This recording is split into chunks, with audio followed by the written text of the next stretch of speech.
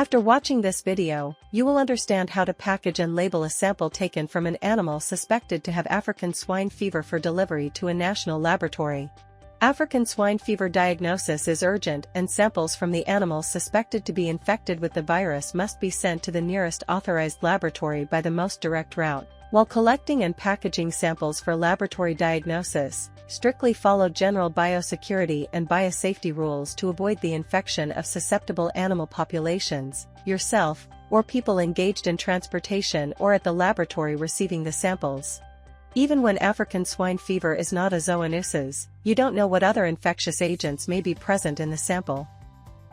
Packaging should prevent cross-contamination between samples during packaging and transport. It should protect the integrity of the specimens and ensure that the samples arrive at the laboratory fit for testing. The minimum requirements for the transport of biological material must follow the principle of triple packaging, that is a primary receptacle, a secondary packaging, plus an outer packaging.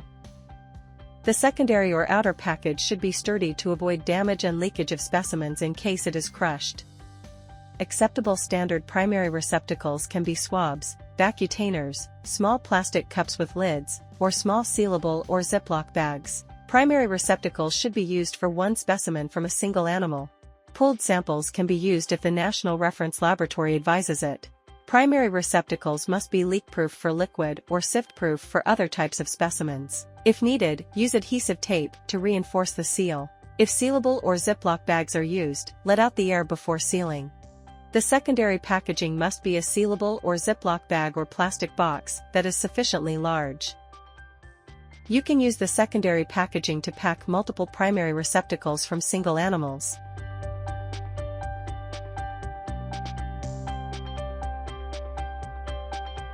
Label the secondary package using the ID of the animals from which samples were taken.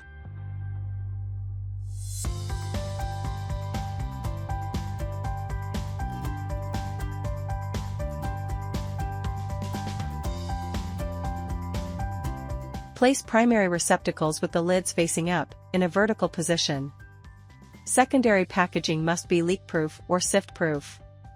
Place absorbent material like paper, cotton, or similar, in the secondary packaging to avoid leakage and to serve as a barrier between primary receptacles. Clean and disinfect the outside of secondary packaging prior to placing it in the outer packaging.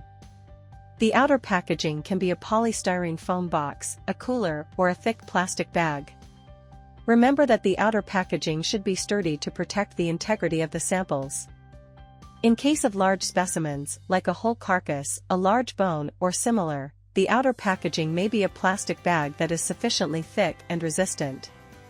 Place all secondary packages inside the outer packaging containing enough chilled ice packs to maintain the cold chain during transport to the laboratory.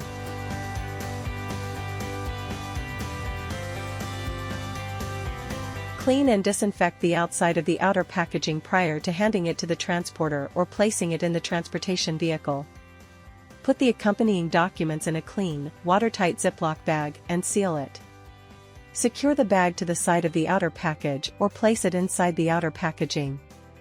Photograph or scan the accompanying documents and email them to the laboratory in advance, so that they can be ready to start the analysis as soon as samples arrive. It is very important to ensure proper labeling, which will allow each specimen to be traced back to the farm and sampled animal.